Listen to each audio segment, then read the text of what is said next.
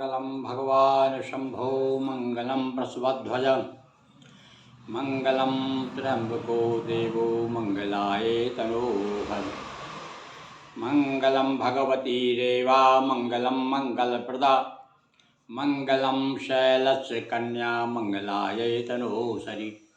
श्री सेवाश्रम नर्मदा मंदिरम से आप सभी बंधुओं को ओम नमो नारायण। आज विगत 2-3 दिनों से हम आपको गोस्वामी इतिहास परिचय के अंतर्गत चर्चा कर रहे हैं। आज आपको हम गोस्वामी इतिहास परिचय के अंतर्गत एक दशनाम प्रकाश नाम की पत्रिका एक पाक्षिक निकला करता था अजमेर से, जिला अजमेर से, भवानी खेड़ा नाम से। बड़े प्रसिद्ध संपादक थे और बहुत ही समाज के प्रति समर्पित घीसूलाल भारती। आज उनका स्मरण करते हुए उस पत्रिका में से मैंने बहुत सी जानकारी प्राप्त की उस पत्र से, और समय समय पर मैं लोगों को बताता रहा हूँ।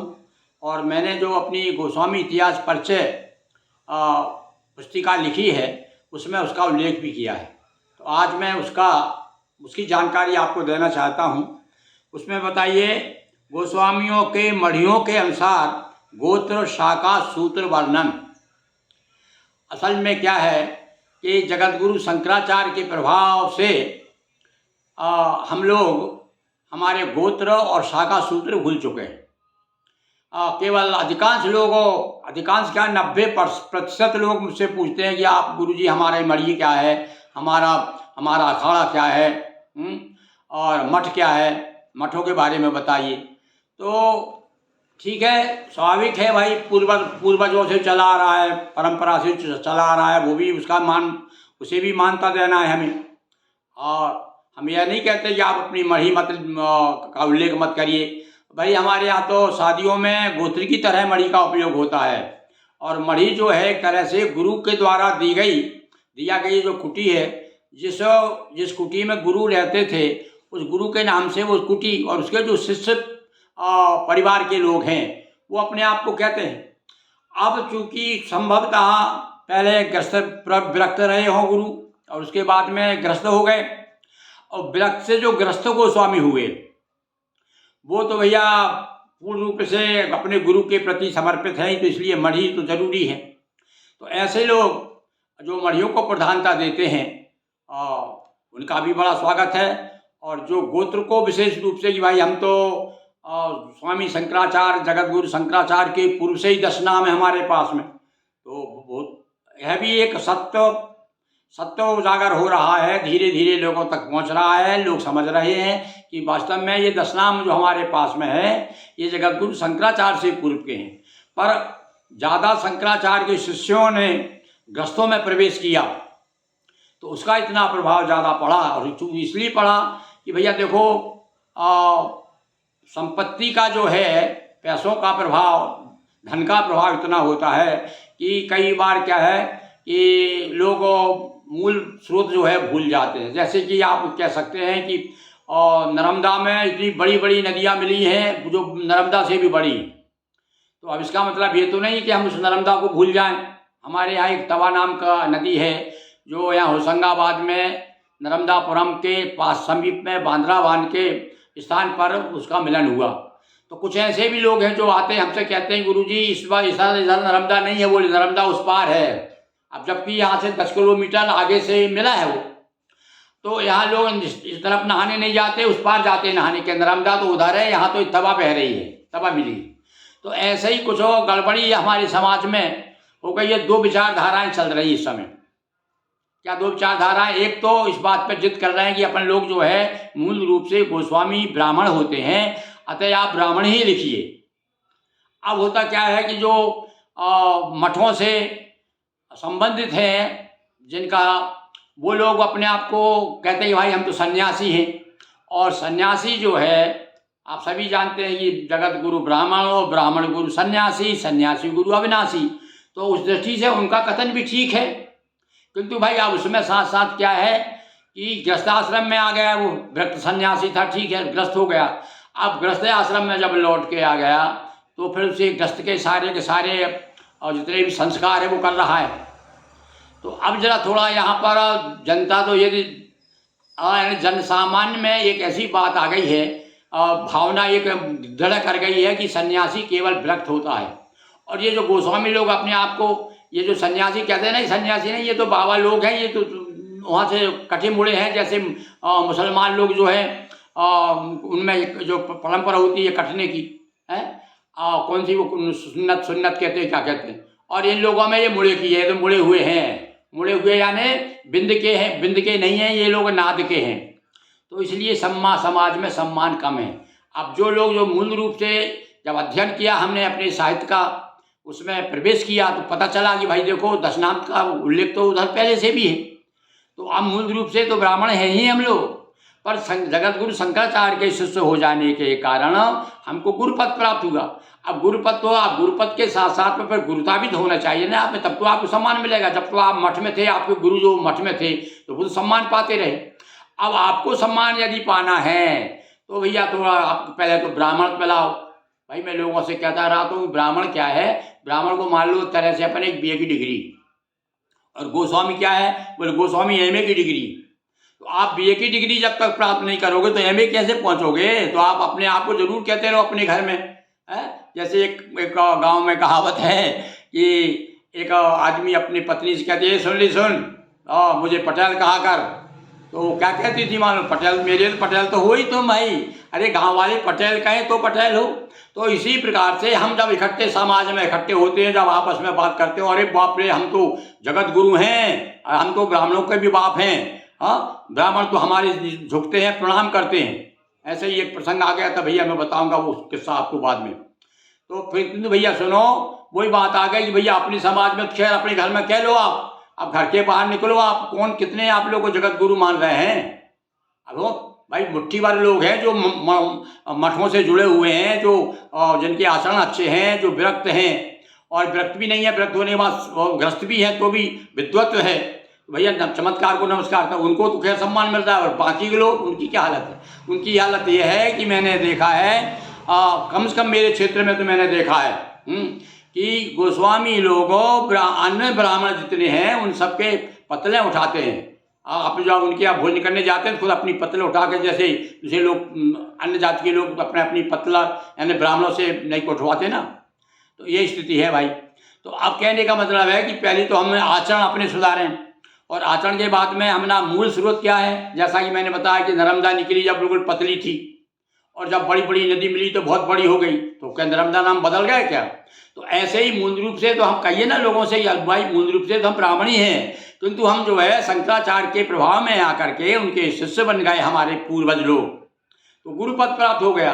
अब गोस्वामी हो गए तो गोस्वामी हो गए तो ब्राह्मण नहीं रहेंगे क्या, ब्राह्मण तो है ही, पर हम साथ साथ में हमारे पास एक गुरुपद मिल गया है, वहाँ से प्राप्त हो गया हमको तीर्थ दशनाम, वन अरण्य पर्वत सागर, तो इसलिए हम सम्मानित। तो अब यहाँ मैं बता रहा हूँ आपको, ये बड़ी खोज करके ये दशनाम प्रकाश के संपादक ने ये लेके आया। तो देख मैं पढ़ के आप बताता हूँ आपको मैंने जो तैयार किया है। अधिकांश गोस्वामी जन शंकर संगठन के प्रभाव से गोत्र के स्थान पर मढ़ियों का प्रयोग करते हैं, अतः गोत्र लुप्त प्राय है, किंतु दशनाम प्रकाश के विद्वान संपादक श्री घीसूलाल भारती ने बड़े श्रम से यह जानकारी खोज निकाली है, यह हम आपके सामने प्रस्तुत कर रहे हैं। अब मैं आपको वो आप चाहें तो नोट कर लें, जो रुचि रखते हैं, कई भाई को गोत्र भी हम लोगों जो है मूल रूप से ब्राह्मण हैं, ऋषियों की संतान है, हमारे भी गोत्र हैं। तो यदि जो ऐसा मान्यता है जिनकी, भाई देखो किसी को जबरन तो आप मनाओगे नहीं, जो चला आ रहा है परंपरा से जो मानते भाई मानो, पर हमारा काम तो है जो सच्चाई सामने रखना। आप मानिए मत मानिए, आप मानते स्वागत और नहीं माने तो भी स्वागत, हमारा काम बताने का है।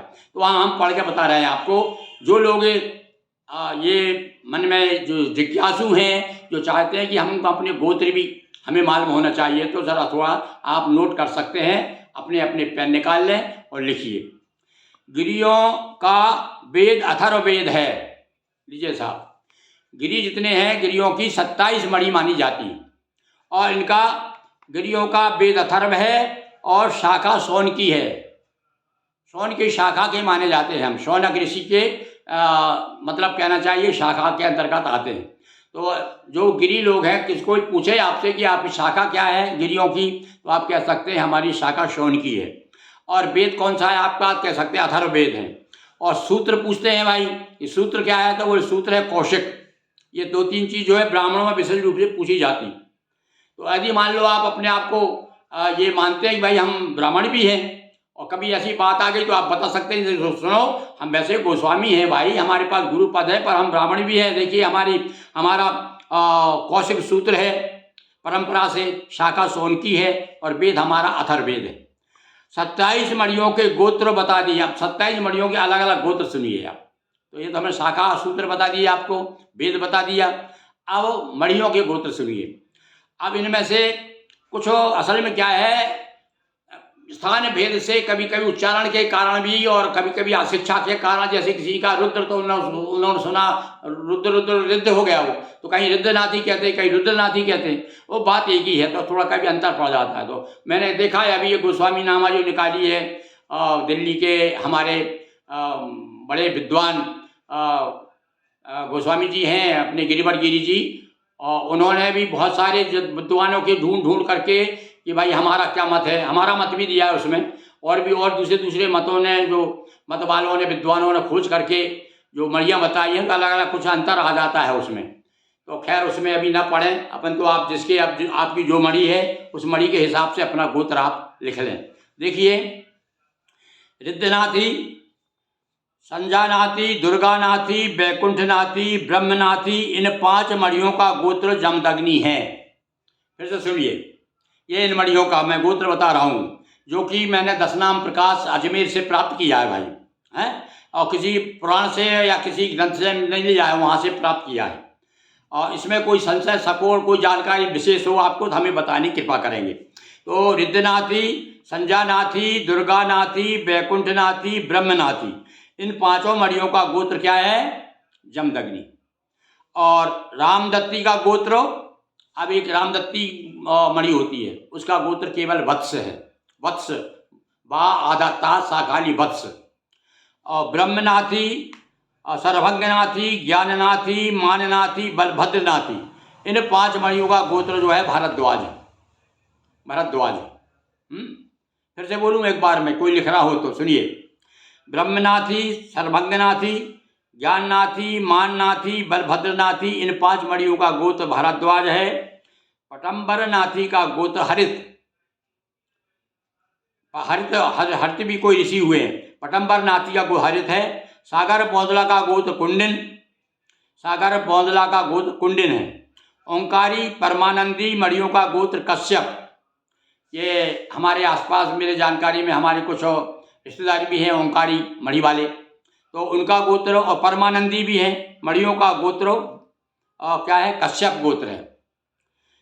सिंह श्यामती का अगस्त गोत्र, ये एक श्यामती, एक श्यामती की मणि मानी जाती है, तो उसका गोत्र है अगस्त है।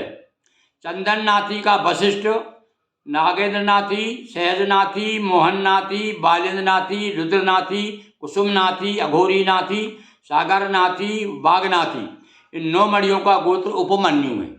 अब देखिए आप, ये बड़ी खोज करके विद्वान संपादक ने कहाँ से लाया है, हम तो सोर्स, उसका स्रोत क्या है ये तो नहीं मालूम, पर हमें बहुत अच्छा लगा ये, और लगा कि वाकई में ये आप लोगों तक पहुँचाएँ इस ज्ञान को।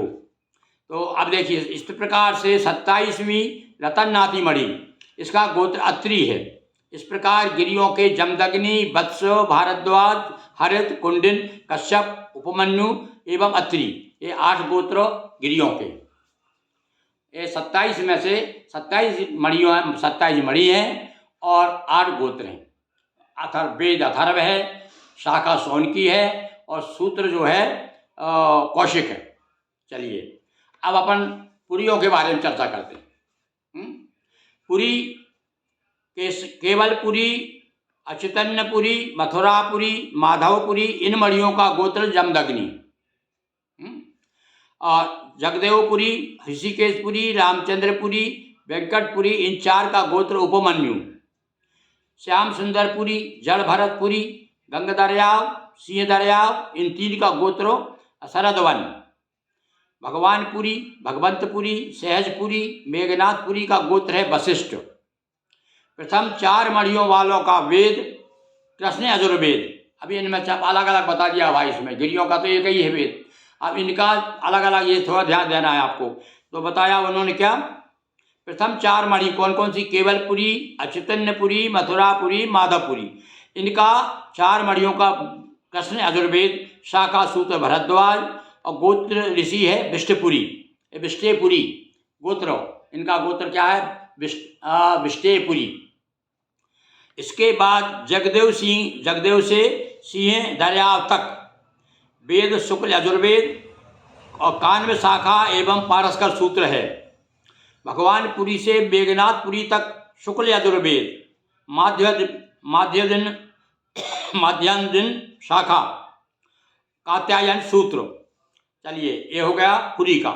अब भारती, नरसिंह भारती मणि का गोत्र अत्रि, कृष्ण यजुर्वेद है, शाखा आपस्तंभ शाखा। मन मुकुंद भारती, विश्वम्बर भारती और पद्मनाभ, यानी बहुनाम भी कहते हैं कुछ लोग, पद्मनाभ भारती कहते हैं कुछ लोग, बहुनाम भारती कहते हैं। इनका गोत्र अत्रि है और कृष्ण यजुर्वेद शाखा भरद्वाज। अच्छा, अब बीच में यदि आपको कहीं संशय हो, कोई पूछना चाहते हैं आप, तो आप मुझे मैं फ़ोन नंबर भी दे दूंगा, तो उससे आप, जैसे आप लिख नहीं पाए हैं कि भाई वो हम अपने गोत्र आपने क्या बताया था, हम नहीं लिख पाए, बताइए, तो मैं आपको पढ़ करके फिर से दोबारा आपके लिए इतना कष्ट मैं उठाऊंगा और सहज भाव से, इसमें कोई दो मत नहीं है। तो सुनिए अब वन, श्याम सुंदर वन। ये श्याम सुंदर वन जो गोत्र है, वो मणि है, इनका गोत्र है जमदग्नि। और गंगा वन, बलभद्र वन, ये मतलब कुछ लोग बलभद्र वन को ही गंगा वन कहते हैं, ये मणि है, का गोत्र है गौतम। गोपाल वन, शंखधारी वन, ये गोपाल वन कहते हैं कुछ लोग शंखधारी वन कहते हैं, मतलब गोत्र एक है, वो बनी एक ही मणि है, अलग अलग नाम से पुकारी जाती, का गोत्र है अत्रि। इसी प्रकार से भगवंत वन या रामचंद्र वन का गोत्र विष्णु वृद्ध और वेद है ऋग्वेद, शाखा सूत्र आश्वालायन। अच्छा, अब चलिए आप सरस्वती का गोत्र हरित, वेद कृष्ण यजुर्वेद, 91 शाखा, कात्यायन सूत्र। अरण्य मुदगल गोत्र, ऋग्वेद शाखा, सूत्र सांख्यायन। तीर्थ, और अरण्य के बाद तीर्थ उपायधारी जो गोस्वामी हैं उनके सुनिए। गोत्र अत्रि, सामवेद, कौथमी शाखा, गोभिल सूत्र। पर्वत, ये हमारी रिश्तेदारी है भाई पर्वत में, बल्कि पर्वत में तो हमारी ससुराली है पर्वत में। पर्वत के बारे में देखिए क्या लिखा है। पर्वत का गोत्र भारद्वाज, वेद अथर्व, शाखा शौनकी और सूत्र है कौशिक। इसी प्रकार सागर भारद्वाज, अथर्ववेद, शौनकी शाखा, कौशिक सूत्र। आश्रम का है गोत्र जमदग्नि, सामवेद, गौतमी शाखा, गोविल सूत्र। और ये जानकारी हमने साभार दशनाम प्रकाश अजमेर 10 एवं 25 जुलाई 1996, लीजिए साहब, 1996 के अंक में ये जानकारी दी है। ये हमने वहाँ से प्राप्त करके और आप तक पहुँचाई हमने ये छोटी सी पुस्तिका। अभी हमारे पास की लगभग 50 एक प्रतियाँ बची है। जो भी सज्जन लेना चाहेंगे 50 रुपये भेज करके इन्हें प्राप्त कर सकते हैं। तो और नहीं है तो मैं आपसे बता ही रहा हूँ, आप 50 रुपये खर्च मत करिए, आप थोड़ा कागज़ पेन निकाल लीजिए, क्योंकि ज़रा बड़ा मुश्किल होता है समाज के लिए, समाज की जानकारी के लिए पैसा खर्च करना, क्योंकि मुझे अनुभव है इस बात का। मैं बहुत दिनों से आप लोगों से धार्मिक, हम कहते ज़रूर हैं कि भाई हम तो बड़े गोस्वामी हैं और बड़े धार्मिक हैं, किंतु धर्म के नाम पर आप कितना खर्च करते हैं तो ये मुझे अभी सब ही मालूम पड़ रहा है। अभी देखिए आपके लिए मैंने शिव पुराण को दोहा चौपाइयों में तैयार किया है, जिसमें से मुश्किल से और चंद लोगों ने ही हिम्मत की है 200 रुपये देने की। तो खैर ये तो एक अलग बात हुई है, तो आपकी इच्छा की बात है। आप सब बड़े विद्वान लोग हैं समाज के, पर हमारा काम भाई तो ये है कि जितना भगवान ने हमें बुद्धि दी है उस हिसाब से हम आप तक पहुंचने का प्रयास करते हैं। हमें कोई शिकायत नहीं है उसकी। आप रुचि रखते हैं समाज के प्रति, जो समाज सेवी हैं वो तो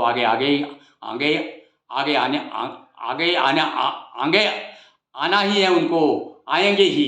तो एक बार मैं कभी कभी क्या है, कुछ बातें मेरे मुँह से ऐसी निकल जाती है, तो आप अपने भाई समाज के नाते मैं तो आपका गोस्वामी का बच्चा हूँ, और इसलिए आप किसी प्रकार का ऐसा ना समझें कि मैं किसी अभिमान में बात कर रहा हूँ।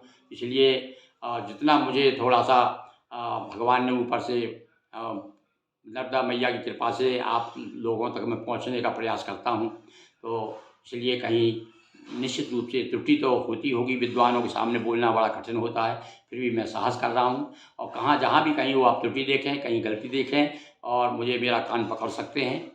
और बराबर समाज के नाते मैं आपके सामने बड़ा विनम्र हूँ, हमेशा रहूँगा। और पुनः आपसे ओम नमो नारायण। और आप जो भी आपकी शंका हो मुझसे आप चर्चा करें, जैसी मेरी बुद्धि उस हिसाब से। हाँ, मेरा मतलब कोई शास्त्रार्थ करने का ऐसा कोई विचार नहीं है।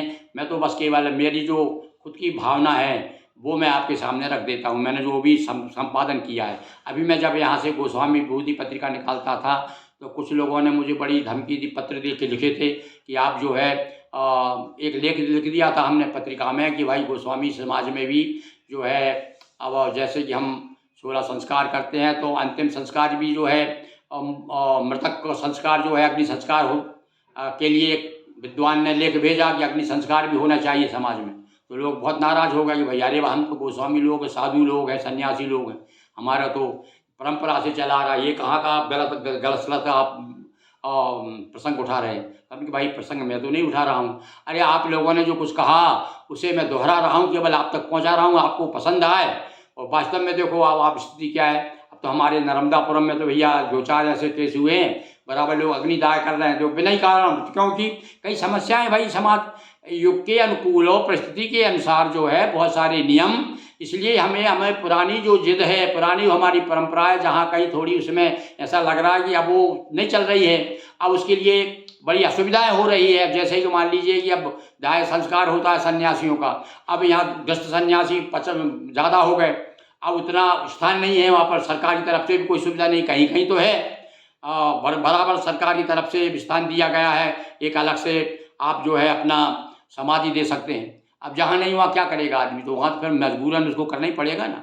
तो इसलिए उस आदमी को अपन जाति से बहिष्कृत भी नहीं कर सकते कि तुमने ऐसा कैसे कर दिया भाई, ये हमारी परंपरा चली आ रही। तो इसलिए समय के अनुसार देख करके काम करना चाहिए। अभी हमने अभी देखा कि भाई हमारे उस गिरिपुरी उपाधि जितनी है इनके नाम से एक अन्य लोग जो है उसका उपयोग करते हैं। अरे एक मुसलमान था हमारे यहाँ पर, एक गिरी पेंटर नाम से बोर्ड लगा हुआ था। अब मैंने गिरी समझ करके गया उसके पास, पूछा भैया कौन हो, अरे वो तो मैं तो मुसलमान हूँ।